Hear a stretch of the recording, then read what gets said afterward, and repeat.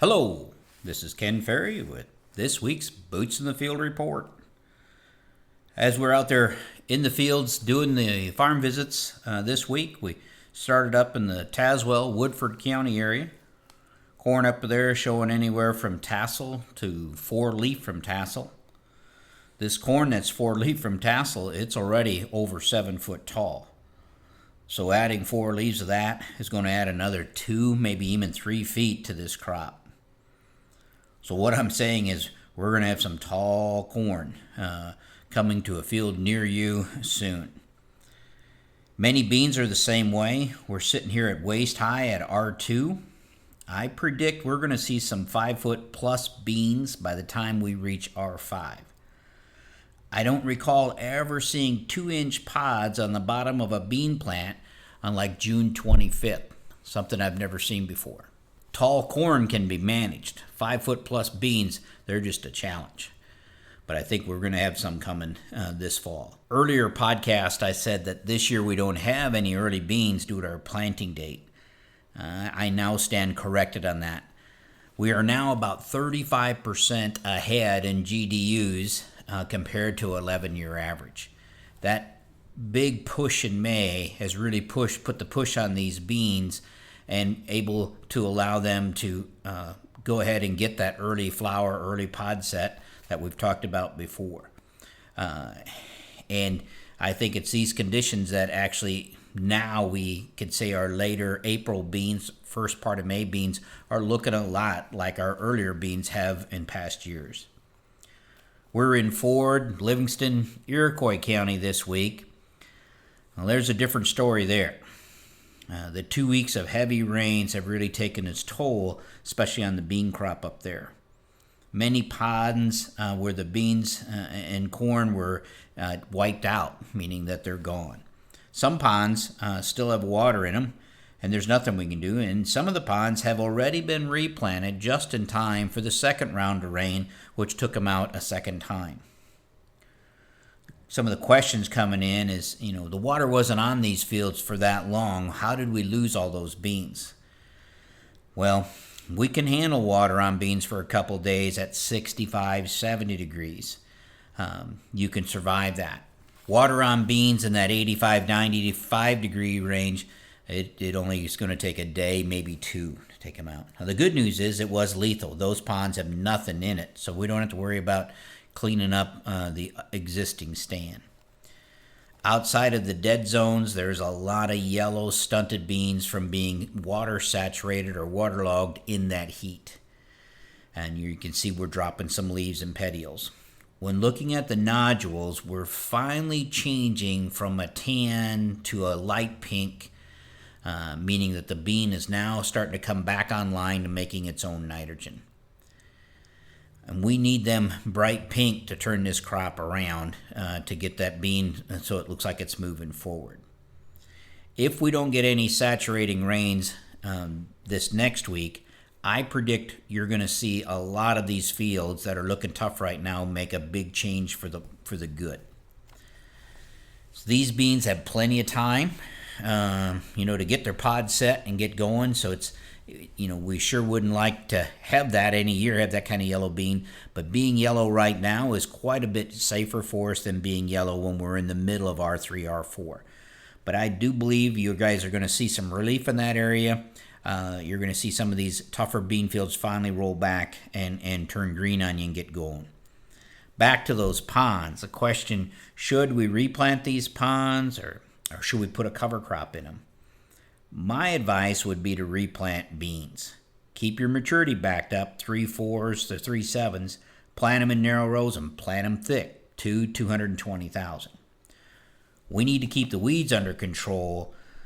There are too many ponds, too many acres up there in those counties to let them go. So we need to grow something in there to keep them from turning into a water hemp reserve. As far as we need to control those. We're still battling the water hemp that we got from the ponds of 2015 in that same area. So letting those ponds go isn't a question. And nobody likes to drive over big tall beans to go back there and spray them multiple times or to mow them, that type of thing. I would put them to beans. If you go with a cover crop, you go the cover crop route, be careful not to plug your field tiles, because too much growth on a cover crop planted this early, depending on the crop that you pick, we could end up with some root systems that actually make it to the tiles. And we've seen that before. So be careful on your selection. You're going to have to pick a warm season cover that can take this kind of heat and get itself established out there. And a scenario where, if it was me, I would go the bean route for my cover crop, especially if you got free replant on those beans. Chances are that you're going to get good cover, and you may get to harvest. Some beans. They're going to be a late harvest, but it's no different than our double crop beans that we work with behind the wheat. In that same area with the stress on the beans, we're getting our Y-drop nitrates in, and they are indicating there was some nitrogen loss in that ordeal as well.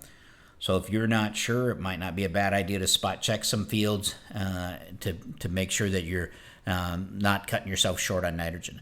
I don't see anything that would turn the corn yellow immediately. I'm more worried about corn turning yellow the end of July, first part of August, as we're trying to punch in the back end of that. So if you've taken on a lot of water and you're concerned, you call me and ask me how much you lost. I'm not going to be able to tell you. I'm going to suggest you go pull the nitrate. So why don't we just go there and pull the nitrate first, and then I'll tell you how much you lost. Rounding out the week in Scott County, corn there is in full pollination. It's cranking right along.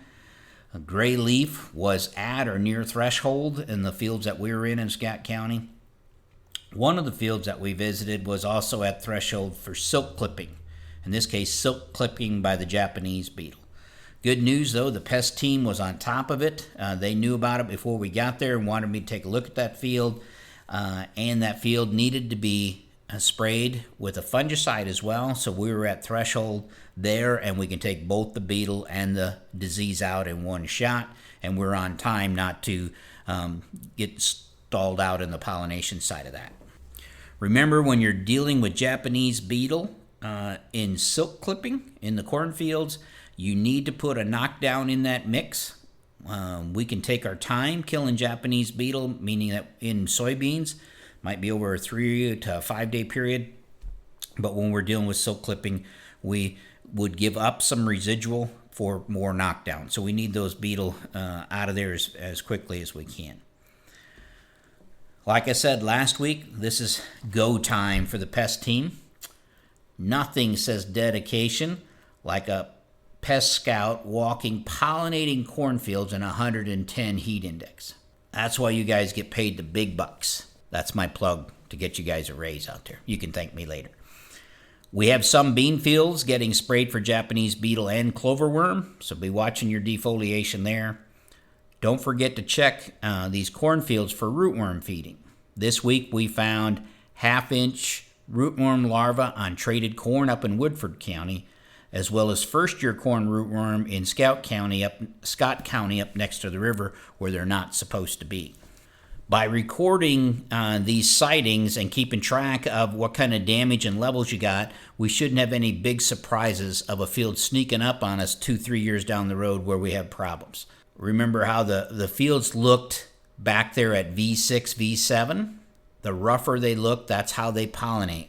So those rough fields, and most of them were due to some of our earlier cold plantings, those rougher fields that were very uneven are going to pollinate over a 10-day period, and they're going to be your highest risk from silk clipping. Remember, these Japanese beetle are going for pollen, and they'll continue to move around through that field and as those later plants come out. And if you got a rough stand, you need those later plants to get pollinated so you can fill in some of the gaps that you have in your ear count.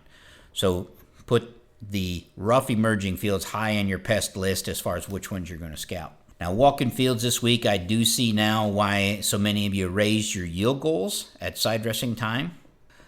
With the big potential out there for a big crop, tall corn, and the high humidity that we're dealing with right now, start thinking fungicide, especially on your susceptible hybrids.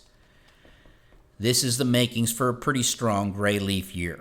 And we're starting to see that evidence build now, and it will continue to build as long as this weather pattern's here. Don't let disease trash the stalk. Not only will you give up yield, but remember, the bigger they are, the harder they fall. We're going to have some big corn that we need to keep standing for us itself. So I think we got a fantastic crop coming in both corn and soybeans, and it looks to be good. And I think that's probably a pretty large area, except for the poor guys up there in northern Iowa, central Wisconsin, southern Michigan that have been dealing with. I talked to one grower, 25 to 32 inches of rain already this year. So those guys are taking it pretty hard, but we're sitting on a pretty good crop here. As long as we just take care of it and don't let anything happen to it, as we say, we don't walk away from it. So we here at Crop Tech wish everyone a safe and happy 4th of July. Go forth and celebrate this great country that we're farming in. To stay up to date, check out our website at croptechinc.com and subscribe to our podcast, Boots in the Field Report. Keep her safe, keep her moving.